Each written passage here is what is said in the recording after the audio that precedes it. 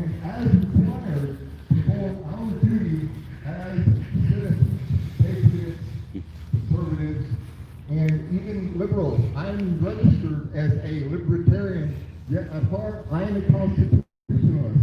I love this country. My mother was a U.S. naval officer in World War II. Gaetano Blandino, that's her name.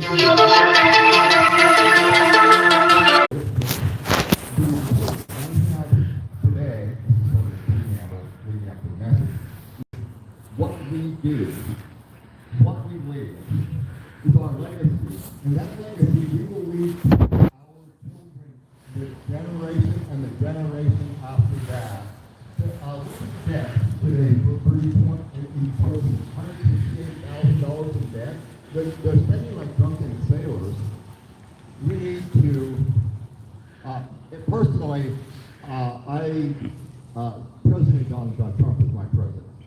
I cannot see myself personally allowing a known Chinese operative and another criminal into the seat of power, into the Oval Office. I just can't see that. My father, or rather, let's talk about President Trump. In the last 4+ years, he has given us his all. He has expended his self for us. He has stood for us. Now, it's our time to stand for the president. And I mix no words. I will die for Mr. Trump, Mr. President. I don't want to die. Who wants to die? I don't want to go out and hurt other people in any way, shape, or form. I'm a good person. I never threaten anyone physically in any way, shape, or form. However, that said, I have a switch in my head, like my father did, that when that switch gets thrown, I pretty much see red. I know what to do, I know where to go, and I know how to do it. And that may sound very negative and very scary and make us all feel very nervous, yet we are at this point in time and history, and the world is turning in the wrong direction. My wife's family in the little city of Kaunas, not so little, they're locked down. They cannot leave the city, and there's a talk of implanting chips in all domestic animals and pets. Are we next? Is it like a loaf of bread that has mold forming on one corner? You know, you leave it sit in the pantry unattended for a while, it spreads and takes over the whole loaf. If that's what's happening, and it's because we allowed it.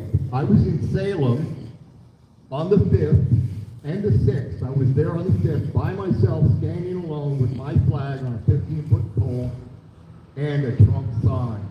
And I watched one of the alphabet organizations, I believe they were the alphabet organizations, set up a large camera right directly across the street from me, standing on the Capitol steps, or near the Capitol steps. You can't actually get out now, they have the chain fence up. And I've seen the FBI before, and they put their camera right straight in my face, asked me if I felt secure. And I'm like, oh yeah, I feel real secure now. We can't rely on the FBI, right, the Department of Justice, right, NSA, or the CIA, or any other alphabet organization, and the police will be told to stand down, or they'll be at home when society breaks down, protecting their own families. It's up to us, and we the people. That cannot be overstated. We the people. Talk about taxation without representation. How much did they tax us if you sum total all the taxes, whether it's gas tax or so on and so forth? There's a myriad of taxes with 32,000 pages of tax code to back it up. And they can say anything they want now. We've given our rights over, especially with the small restaurants and stores and mom and pop stores. I'll turn the microphone over. You've got to search our souls. We've got to take a long, hard look in the mirror and say, what are we willing to do? How far are we willing to go? Yeah, we could start locally and move out. If I saw Antifa, Down there, which I did, they infiltrated us. They were dressed in casual civilian attire. Some of them looked like patriots. Some of them looked like Antifa. They are smart like a snake is smart. And if we let them, they will take over our society, and it will be no more. Brown shirts. Brown shirts? Oh yeah, thank you for reminding me. Patriot that was down there, I think she's okay with me mentioning her by name, Misty Fox. If I can't quote her word perfect, yet she told me an hour and a half before the Oregon State Police caravan of trucks and assorted vehicles showed up SWAT style. Well, I wasn't there. I went to move my vehicle, but the story is, you can confirm it. There's a number of people here that can confirm it. They cooperated with Antifa. OSP cooperated with Antifa. You got to think about that. Is this Nazi Germany? Are they taking orders from Kate Brown? I think the answer to that is a resounding yes. You know, I mean, what do you conclude from that? I saw the drone overhead. It was fixed in space, about 300 feet above ground level.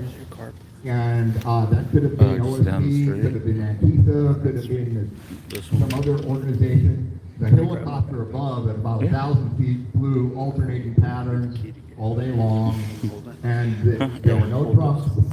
There was no rain the whole time, and they would give non-scheduled speakers like myself about 3 minutes to speak, so the people were praying and they're singing, people could get up and talk and express their opinion as to where we are and what we need to do and how we need to do it legally, technically, and financially to address the mail, what do they call it now? Crime by mail or cheat by mail. Voter mail-in fraud that has taken place in this state since 1982. And we've never had another Republican governor since 1982. Wow, imagine that. They loved this. I worked for an entertainment company for the last 13 years of my career, and what I found out is they can't win a fair contest. So their fallback is lie, cheat, steal, fraud, obfuscate, plot, dismiss. Now I worked for the Lockheed Skunk Works. I'm not the smartest guy in the world, but I managed to get into a couple of places and situations where we did world-class, high visibility, successful things.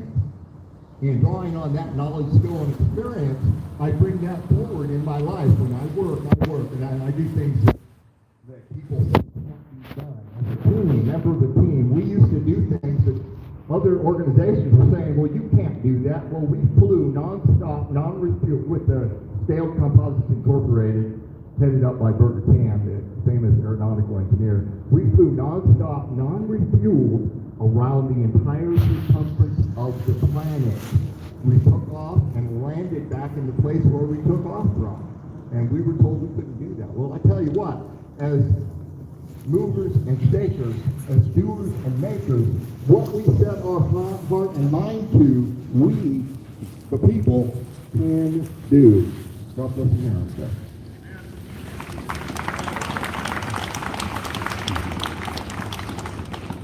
All right, now welcome our final speaker of the day. He's the mayor of Sandy, Stan Poyen.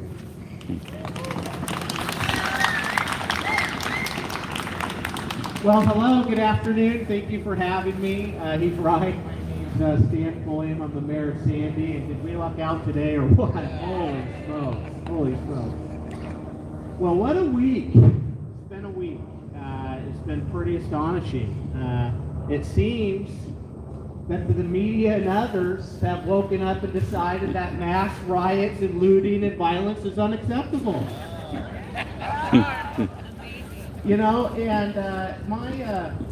My grandfather, his name was Stan Poyen as well, named after him. He used to always tell us, he used to say, Stan, you treat others, you teach others how they can treat you.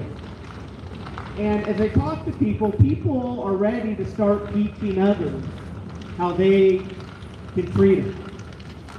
People are tired of the double standards. Now, I don't know about you, but I'm a little sick and tired of, after 4 years of watching Kathy Griffin hold up the president's corpse in a bloody scene with no repercussions, Russia hoax after Russia hoax after Russia hoax on social media. And now, all of a sudden, the president is banned from Twitter, banned from Facebook. We can't access Parler. We can't get our freedom of speech out. People are tired of the left getting to do one thing, but the right gets silenced. They're tired of the double standards. Am I right? Yeah. Additionally, people are a little tired of not understanding why they can go and pack into big box stores and support corporate America, but they can't come along our main street and enjoy a hamburger with their family. Yes. Unacceptable. People are starting to get a little tired of seeing mayors This one's like weak. Ted Might Wheeler take off. and city councilors All right. that I have in my community who break the governor's mandate by showing up in Last mass speaker. protests and riots, but our small, locally owned Main Street mom and pop small business owners aren't allowed to break the mandate to support their livelihoods and that of their employees. I think people are tired of it. What do you think? The double standards have to come to an end. Now, this for me started about 3 weeks ago. I got a text message from one of our local Main Street small business owners asking if I'd come and meet with her at 3 o'clock at her restaurant. I showed up and I had just about every small business owner along my main street waiting for an audience with their mayor. And we had everything from business owners of fitness studios, restaurants and bars, baristas. And they said, Mayor, we're ready to open. And, you know, I'm mayor of a community in Sandy that I grew up in. It's my hometown. And so you feel a weight on your shoulders when you represent a community like that. And I was straightforward. You know, I let them know as locally elected officials what we had control over, and what most importantly for those folks that day was what we didn't have control over. Now, we had recently had a city council meeting with our police chief, and we've really set the expectations as to how we felt that our police department needed to proceed under this mandate. So they didn't have much to worry about with our local police department. We also have business license fees that they didn't need to worry about. But back to that most important thing that I do not control. I don't control the Oregon Lottery Commission. I don't control OLCC and the liquor licenses. And I certainly don't control OSHA. And so those business owners said, well, Mayor, what do you expect us to do? We're within days. We're losing everything we've worked our entire lives for. We have employees going into the holidays that can't put food on the table. Long enough by presidents to put them under the tree for their own family. They asked if I'd be willing to go to a similar meeting later that evening over in neighboring Gresham. So I did. And I found a room that had about 3 times the amount of people. It didn't just represent Gresham, but represented communities in Fairview, in Troutdale, and East Portland. And they said, we're ready to open. And from there is where what became a New Year's Day movement really began. And we started to bring in communities like Malala and Estacada and Tigard and Newburgh and Madras and the Dow and Independence all throughout the Willamette Valley. I've been having conversations with people in Baker City and Crusade and just all over the state. You see, what the governor doesn't realize, and maybe it's because she's from Portland, is that the Main Street small businesses in our communities make up the heart and soul of our local communities throughout this state. Now, Sandy, we had a pretty unprecedented wildfire season. Not nearly as bad as Malala and Estacada that were right around us in that area. But we had our entire community was evacuated from their homes there for a while. And the first place as mayor that I turned to galvanize the community, get food relief, supplies, and support was our Main Street small business owners. Every time our communities turn to them, they're here for us. Now in their time, we're going to be here for them. You better believe it.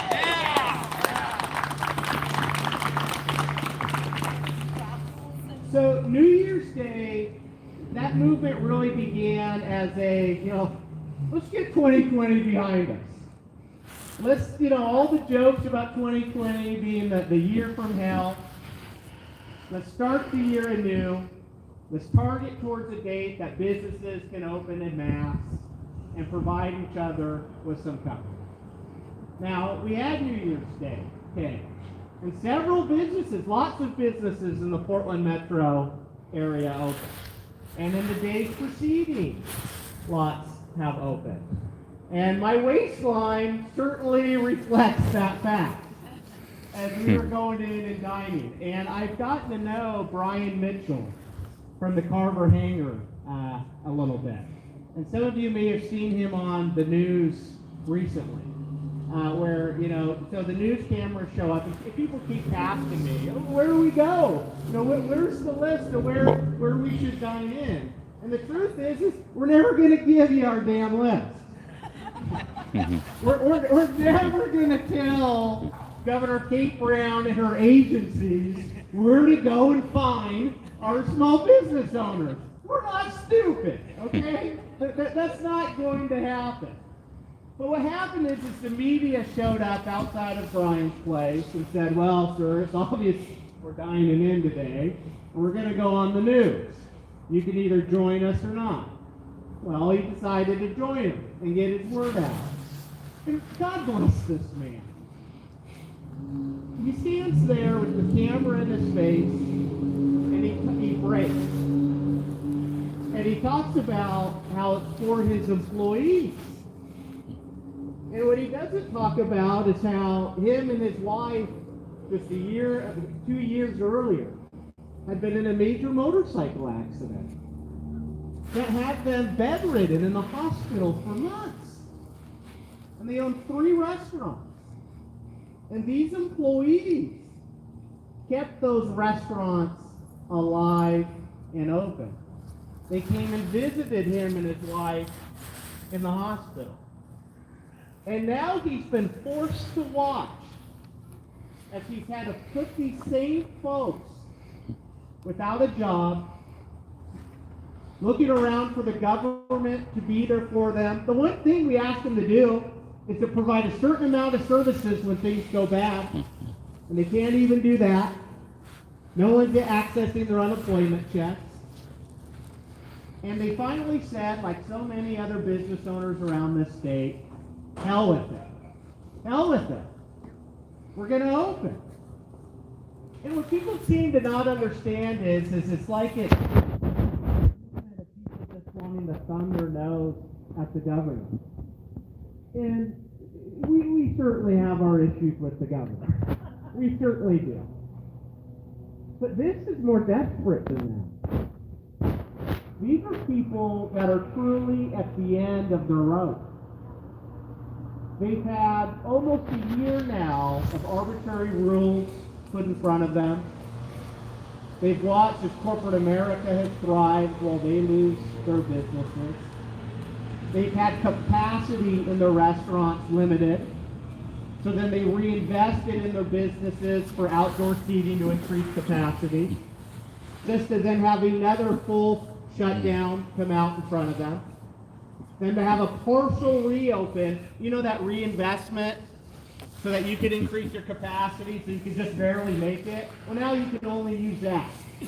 Oh, by the way, it's December. It's the middle of winter. We're going to have you sit outdoors. And so they don't have a choice. Now, what I'm asking business owners to do is to join. Is to join the effort. Guys like Brian right now are the tallest blade of grass. Many people nodded here when I said his name. The governor's heard his name. Her agencies have heard his name. Because he was courageous enough to stand up, be accounted for, and to give his business a shot. And he needs the support of local business owners in these communities all throughout Oregon. We need everybody to open their doors. Because that's the point that we're at. Now, business owners, some of you may have 3 months. Some of you may have 2 months. Some of you may be down to weeks. But what I continually ask, though, is if you're not going to join this movement and be part of this and consider opening your doors, if not now, when? And what's the environment going to look like 2 months from now? 3 months from now? And who's going to be left standing to give you support when you need it? When you're to the end of your rope and you have no decision but to open your doors. So when I did this open letter to the governor, you know, it stirred a little bit of some conversation in our community. And it was throughout the holidays, which my wife was very excited about. All these speaking engagements and going around right during Christmas and New Year's. But one of the most amazing thing is we ended up with these families that showed up with, you know, homemade cooked goods. Cookies and fudge and letters that they left at our doorstep. And as I was out and about, one of these were 2 little girls that knocked on the door, and they had a letter. The letter said, you know, Mayor, thank you so much for standing up for our family and for our dad. He's been put out of work. 2 days later, I was speaking at a rally very similar to this, and I came home, and my wife had spent the day with Sandy Helping Hands, it's our local charitable organization, giving out Christmas gifts to families in need.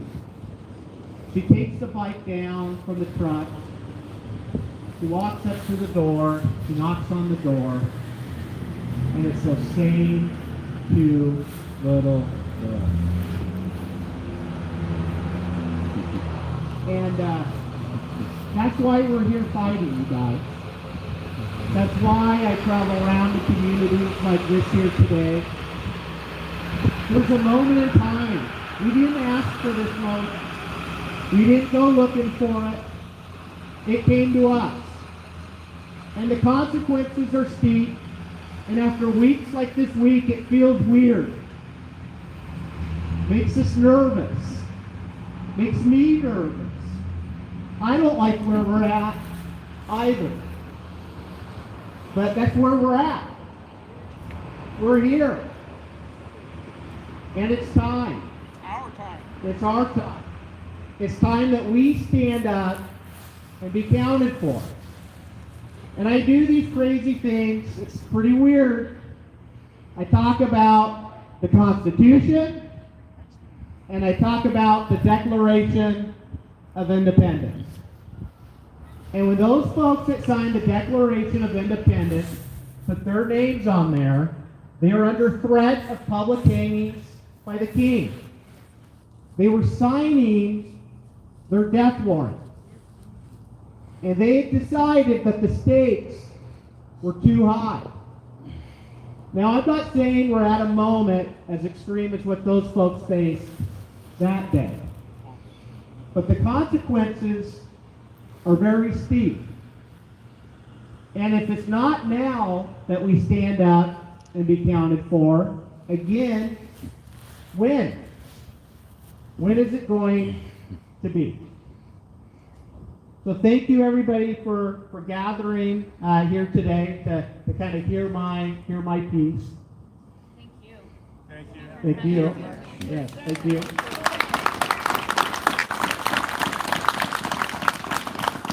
Thank you for having the courage to do what you're doing. Thank you. You know, people say it takes courage, but I don't understand why people run for elected office and then sit on their hands and close their mouths and don't be accounted for. You know, this is, as I said earlier, it's a time to be counted for. We've got to stand up together. We've got to do it right. Let's not stoop down to the level of the other side. But we better demand that this governor gives us the same charity and indifference to our peaceful protest as she's given the rioters and looters in Portland for over 100 days. Am I wrong? That's right. Thank you again, everybody. My name's Stan Pulliam, Mayor Stan Pulliam. I started the Main Street Mayor's website. Please do go and visit that. We're getting mayors from all over the state to stand up and be counted for to represent our local Main Street communities. There's a donation tab on there. Not for me, don't worry. It's for these local Main Street business owners. It's a defense fund that goes to the Freedom Foundation that helps them with their litigation because they're not going to pay these fines. They're going to fight back. And we have to fight back. This is a Take Oregon Back rally in COVID-19. St. Helens, Oregon. But what's tomorrow? And we can't allow this to become the new normal. We've got to place the parameters today to make sure that we have our freedoms and our liberties tomorrow. Thank you guys, appreciate it.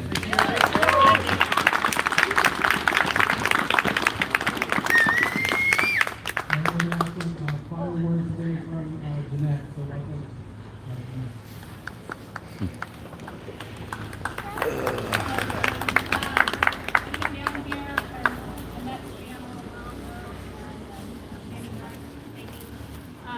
And I asked to give a couple words because I was at Harbor Hangar last night. And I spoke to David's wife, David, right? Lindsay. I spoke to Lindsay last night, and they're nervous. They need people to stand up and stand with them because they had all the entities, all the state entities visit them already. And they are choosing to stay open. But you want to know what I saw last night?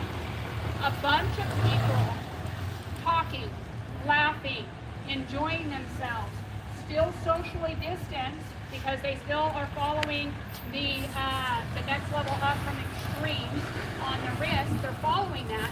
But you know what? They're standing. Nervousness going, which is understandable for what we're facing. So my ask of you, you have people like me that will drive 40 minutes here, just like I drive 40 minutes to Carver last night with my family to support you. Open up. Let your employees start making money. Have you start making money.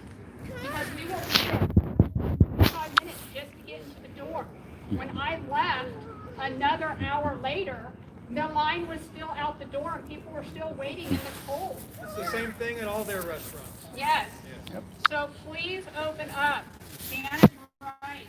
Now is to take that stand. Today is to take that stand.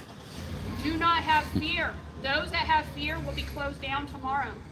But if you don't have fear and we stand up, they cannot keep taking the agencies all over the place. Eventually it's going to break. When are we going to break it? So I just wanted to get up and say I'm witness to what I saw at Carver Hangar last night. This is totally impromptu. I didn't know Stan was going to talk about them, and I just wanted to give my witness to what Stan was talking about. We will be there to support you as a community. I've seen it all over the place as I've gone to different places. So good luck here in St. Helens, and I look forward to coming back to frequent your restaurants to help you out. Thank you.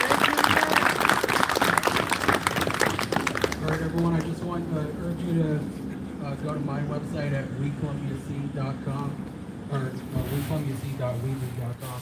I have business cards right here on the table if you want them. We have a small business fund that we just started to raise funds for a business that is struggling. We've only had 2 donors and total of $100, so make sure to go do that. And I appreciate everyone for coming, so thanks everyone who came. Thank you.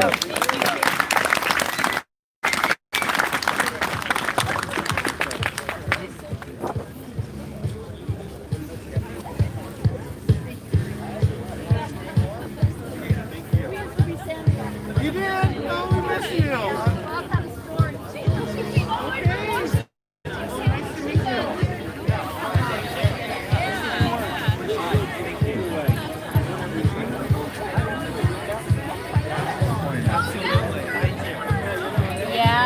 Yeah, where's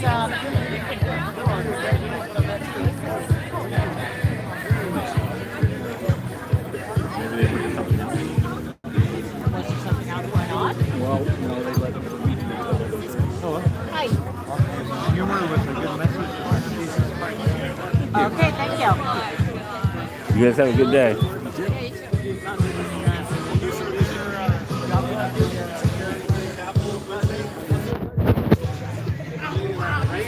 Oh, she's strong. So you guys, this is over with. There's only 3 people watching right now, so I'm not even gonna ask for donations. But it'd be sweet if you guys can. I'm gonna sign off.